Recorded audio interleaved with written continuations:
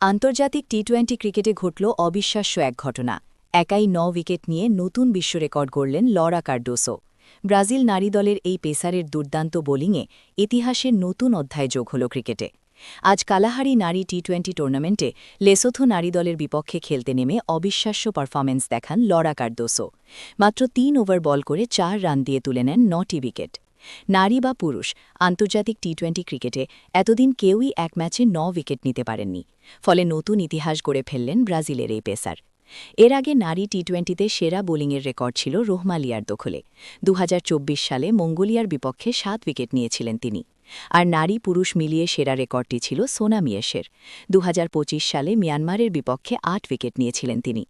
ম্যাচে আগে ব্যাট করে ২০২ রানের বিশাল সংগ্রহ দাঁড়া করায় ব্রাজিল। জবাবে ব্যাট করতে নেমে লেসোথো একেবারেই টিকতে পারেনি কার্দোসোর তোপে।